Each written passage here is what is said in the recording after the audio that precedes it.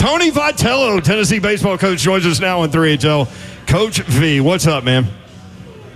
Not much. I'm just up here at work, and I was wondering, do you guys actually get credit for being at work if you're at Twin Peaks?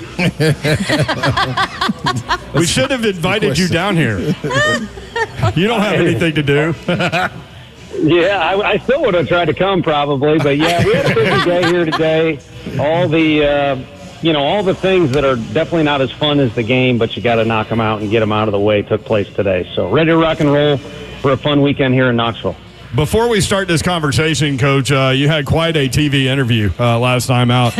Do we need to be near the dump button, Coach V? Probably. I got plenty of bad characteristics, but that's probably at the top of the list with the foul mouth. But that was a weird deal. I mean, a lot of times those interviews are over. They want to get them over before the action gets back into full swing. And I wanted to yell, but I didn't want to yell because of the home run. I wanted to yell into those guys' ears. That would have been bad. So I kind of went the nonverbal charades. Arms up in the air was excitement. So. Well, and given who it was, too, Cal Stark, and that's what you kind of went on that rant about that kid growing up in Knoxville, went to Farragut. Man, I just love watching the way that he handles the pitchers and the umpires, and just a really good kid, seems like. Yeah, he is, and he's self-made. I mean, yeah, you got to have some sort of skill asset to get to the level that these kids are at. In the super regionals, but he truly is self-made. Never a big blue chip recruit. Goes to junior college, gets better, comes here, good enough to play, but offensively some struggles. Just this great story of this isn't good enough. Okay, fine, I'm going to get to work. Okay, Now this isn't good enough. Okay, fine, I'm going to get to work. And he's just a fun one to be around and a great leader because he approaches it that way. Tennessee hosting Evansville in the Super Regional Friday at 2 o'clock Central, Saturday at 10 a.m. Kegs and eggs for fans, 10 a.m. Central, Sunday if necessary. What's up with that 10 a.m. time, Coach? Well, it's 11 Eastern, and it's like a football Saturday here. I've been doing an early SEC game here and had a ton of fun. But also, they want the fans to see all of these games, and there's so much star power left, and there's only so many slots available. So the last time we were ever able to actually win a super regional at our place, they were early home games against LSU. So we'll roll with it. And I think some people get caught up in, maybe the 1 versus 4 seed, and maybe that can affect TV. But this is a team that if you haven't watched them, then you can't appreciate. They play with a lot of flair. They've got an exciting style.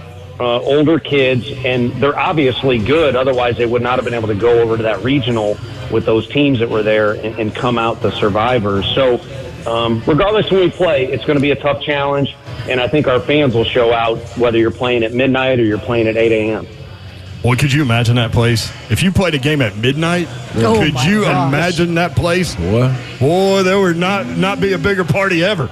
It'd be hard to find the orange because nobody would have shirts on at midnight. That's for sure. That's very true. I haven't seen cops on horses around here like Chicago, but we would probably need some mounted up men for that. Tennessee baseball coach Tony Vitello with us on 3HL. Coach, Evansville, man, been able to put runs on the board. Tell me something about them that, because a lot of people, Vol Nation, looking at it like, oh, yeah, this is going to be a party. But to make it to the Super Regionals, you got to have something special going on. What is it about Evansville?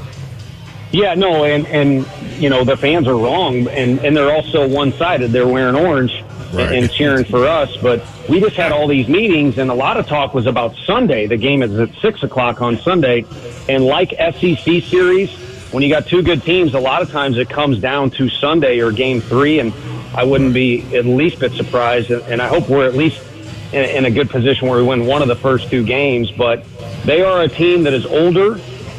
Their offense has a lot of experience, a lot of confidence, and from top to bottom, they're pretty well balanced. They got a kid from St. Louis, my hometown, that's always been a good player, but now he's much older. He's one of the best players in the country. And then they'll start off Friday night throwing their lefty, who's only a freshman, but he's one of the best left-handed pitchers in the country. So we'll have our work cut out for us, from inning 1 on. Well, so what is the challenge in that, playing against a more veteran team? Because that's what happened with Notre Dame, right? Like that was an exceptionally old team. That doesn't sound great, but you know what I mean. Yeah, no, that was a pretty crazy roster, and we still have some of these COVID lingering effects. I mean, we had an Indiana pitcher that was in his 6th year at Indiana, win a game on our field against Southern Miss, and then propose to his girlfriend on our field, which you don't see that with college kids. But this dude's like 24. It's probably time to get married, or he's going to lose this gal, you know. But no, what it means is we can't change anything that they're doing. But what it means is when you got that experienced lineup, they're not going to come in here and be intimidated, at least I don't think, by our fan base. They experienced similar in East Carolina. I'm all for seeing if our fans can make it rowdier than it was at East Carolina.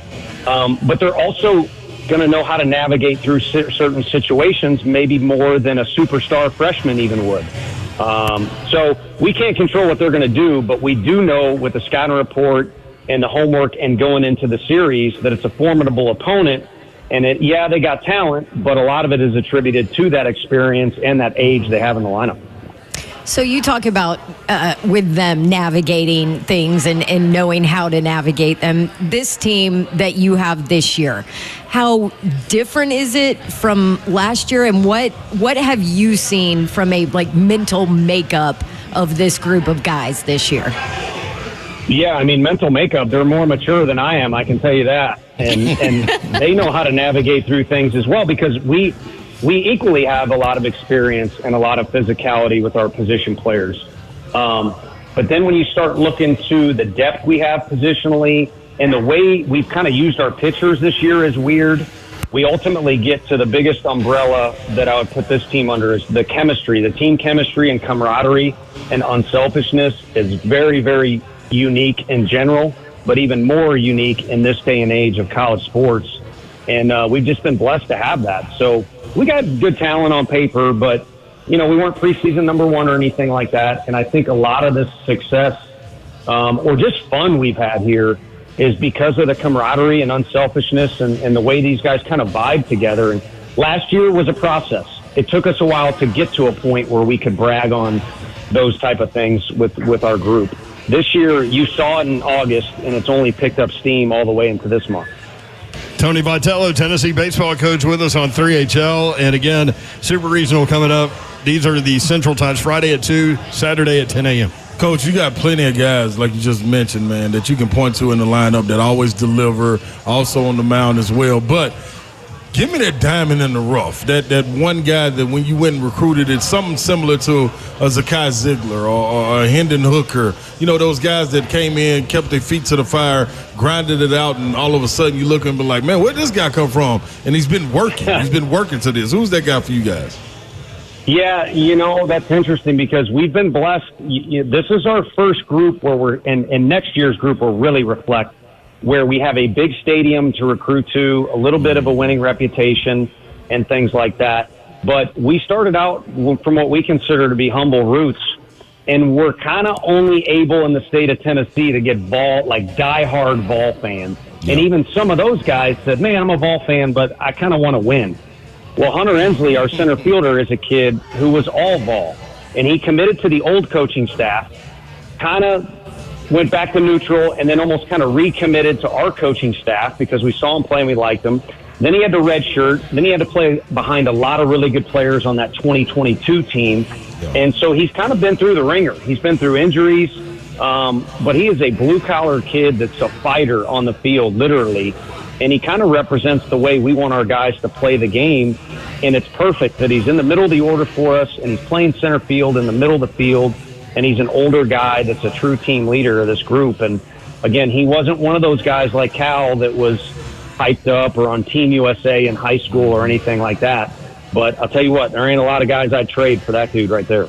Love to hear that, man. You always got one moment throughout a season that kind of identifies or, shows the true character of your team. What was that moment for you guys this year before getting into these playoffs? This is a bad answer. It really is. But when we were in Alabama, we lost a tough game on Sunday. And our guys kind of, you could feel it, you could hear it. They could not have been angrier But the things you could hear and feel is like, we got to get to work.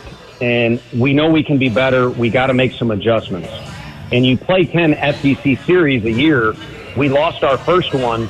And right away, if you've ever been in our league, you can get kind of nervous right out of the chute. Like, we lost the first one. How many of these are we going to lose? They don't get any easier. And we won every series after that. And a lot of it, I think, was just the mentality of how are we going to bounce back from this deal.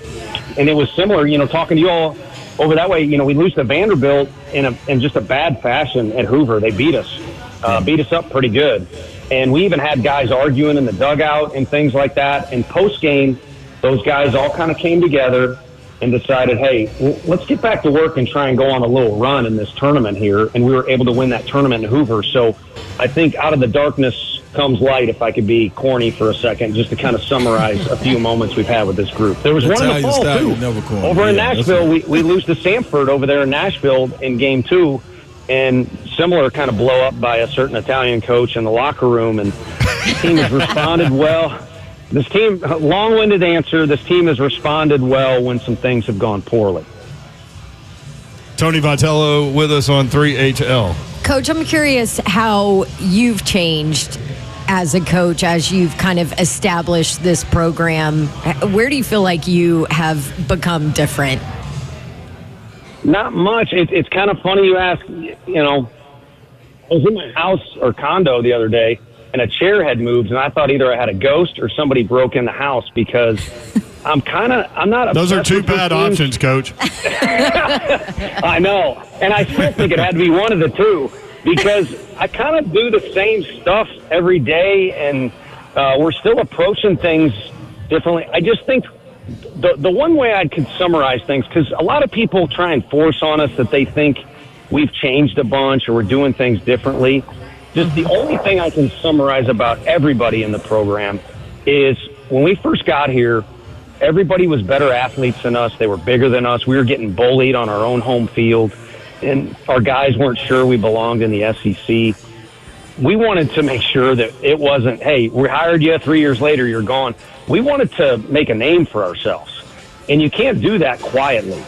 And it probably got too loud over here, but we did whatever we had to do to become relative in this league and competitive and hopefully get some people's respect and just make a brand name for ourselves. Well, now, I'm not saying we figured anything out or have won anything. We certainly haven't won a national championship. But now it's kind of, okay, we know our little recipe. Yeah. Let's see each year how good we can make it with the group we have. So that's kind of been, it's a different timing and a little bit different approach because of that. Yeah, I was going to ask that, and maybe the answer to this question is a little different, but for those that don't know, you guys make that run to the College World Series a couple of years ago. What did you learn about yourself during that process as you rolled toward that again?